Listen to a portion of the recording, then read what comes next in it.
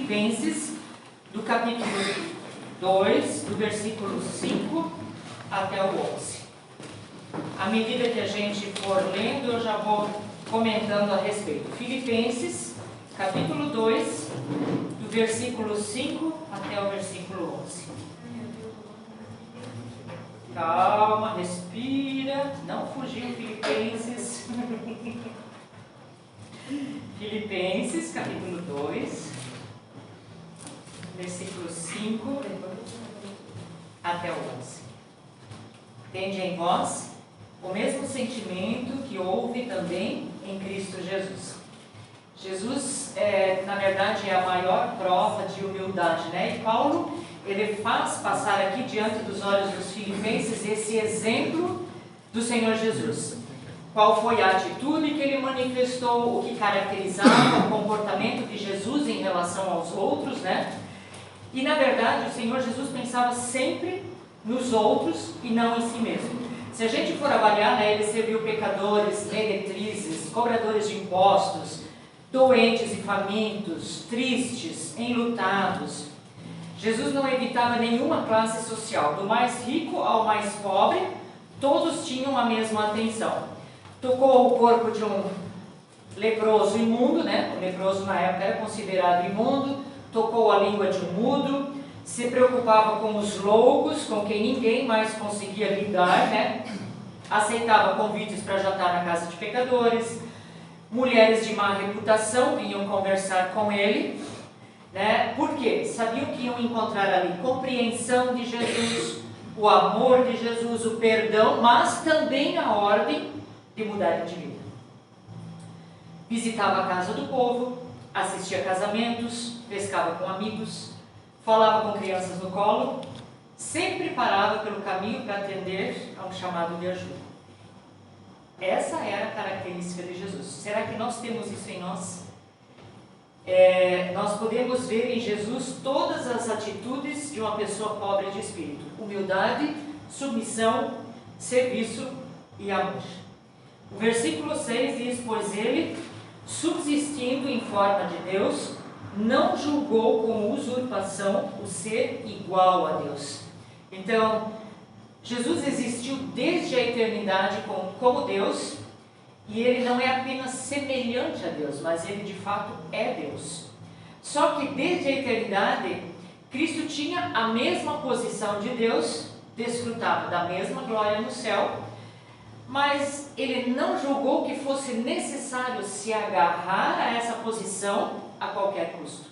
E foi por isso que ele abriu mão livremente dessa posição, né, dos confortos, da alegria do céu, para redimir a humanidade perdida. Hoje é domingo de Ramos, né? Se a gente relembra, nós vamos cantar depois essa canção de Rosana, espalharam mantos, palmas, cantaram e assim por diante, né? Então, é um domingo tão especial que antecede a uma semana tão difícil de Jesus, né? Então, Jesus, ele coloca de lado todos os seus direitos por um tempo só, a fim de se tornar humano.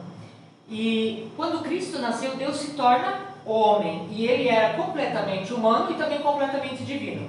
Como homem, ele estava sujeito a um lugar, ao tempo e às limitações humanas. E o que tornou essa humanidade de Jesus tão excepcional foi o fato de ele não ter pecado.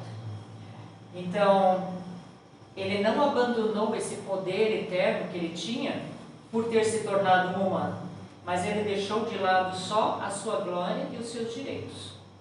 Ele continuava, mesmo humano, sendo onisciente, onipotente e onipresente. Mas ele abre mão disso por obediência, né? Quando diz esvaziou-se a si mesmo, não significa que ele tenha aberto, se esvaziado dessa onipresença, onipotência, né? Mas ele a deixou de lado por um pouco para cumprir a vontade de Deus. Ali diz no versículo 7, antes a si mesmo se esvaziou, que eu já comentei um pouco, assumindo a forma de servo, tornando-se em semelhança de homens e reconhecido em figura humana. Então ele desfez-se da sua posição de igualdade, ocultou a sua glória por baixo do corpo da carne humana. Glória que se manifestou em poucas ocasiões, e uma delas foi no Monte da Transfiguração. Então, ele assumiu, na verdade, o que ele nunca teve antes, um corpo humano, né? Então, assumindo a forma de servo, a Bíblia diz que Jesus não veio para ser servido, mas para servir e dar a sua vida em resgate por muitos. E Paulo, ele exorta os cristãos de Filipos a terem esse mesmo sentimento que havia em Jesus, o de servir e não de ser servido. O versículo 8 vai dizer que a si mesmo se humilhou, tornando-se obediente até a morte e morte de cruz. Não havia profundidade que ele não estivesse disposto a se rebaixar para salvar as almas perdidas. E se a gente pensa, o encontro da samaritana com Jesus no poço, não havia profundidade a que ele quisesse se rebaixar. Independente do que as pessoas fossem falar dele, ele sabia que aquela pessoa precisava do perdão, Tanto que ele diz a ela: vá e não peques mais. Então ela teve a compreensão de Jesus, o ouvido de Jesus, mas também a exortação: vá e não peques mais. Então Cristo, a cruz de Cristo é a grande ênfase de toda a Bíblia, tanto no Antigo quanto no Novo Testamento. A Bíblia inteira vai falar da cruz de Cristo. E ele morreu para remover o pecado, satisfazer a justiça divina e revelar o amor de Deus. Não olhe para a morte de Cristo só com aquela perspectiva de sofrimento físico, mas sim porque é que ele morreu na cruz. Ele não morreu na cruz porque Judas o traiu por ganância, ou porque os sacerdotes o entregaram por inveja, ou porque Pilatos o entregou, por covardia. Ele foi para a cruz, ele se entregou por amor a si mesmo por nós. Nós o crucificamos. E para terminar, só essa explanação antes de lermos os últimos versículos, eu queria ler para vocês uma mensagem que eu recebi da nossa sobrinha ontem, e que encheu de gozo o nosso coração, assim como com certeza encheu deles. E ela diz bem cedo, 9h40 da manhã, com 3 filhos, é bem cedo, Então ela deve ter acontecido e ela já deve ter mandado. E ela diz assim: bom dia, tia. Quero compartilhar um motivo de grande alegria para nossos corações. Hoje pela manhã, o Enio e o Isaac, Enio é o esposo dela, o Isaac é o filho de 5 anos. O Enio e o Isaac estavam assistindo desenhos bíblicos e o Isaac começou a chorar. Quando o pai lhe perguntou o porquê, ele disse que ele não gostava de ver Jesus sofrer e apanhar. Então conversaram. E ele entendeu que Jesus sofreu por nossa causa. E disse que queria pedir perdão a Jesus por fazê-lo apanhar por ele. E que queria morar no céu com Jesus. Eles oraram juntos. Isaac pediu perdão pelos seus pecados, aceitando Jesus como Salvador. Essa criança tem 5 anos. Mas ela entendeu o sacrifício de Jesus na cruz. Ver através daquele filme Jesus apanhando moveu o coração dessa criança. Eu sei que ela vai crescer e vão existir inúmeros momentos de renovação e assim por diante. Mas o primeiro passo foi tomado. Então, você e eu estávamos lá no Calvário, não como plateia, mas como aqueles que crucificaram Jesus. Os nossos pecados crucificaram o Senhor Jesus.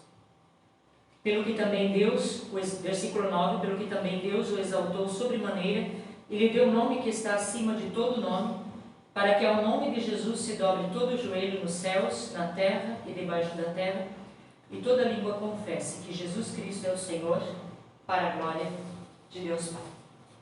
Um dia, toda língua confessará que Jesus é Senhor.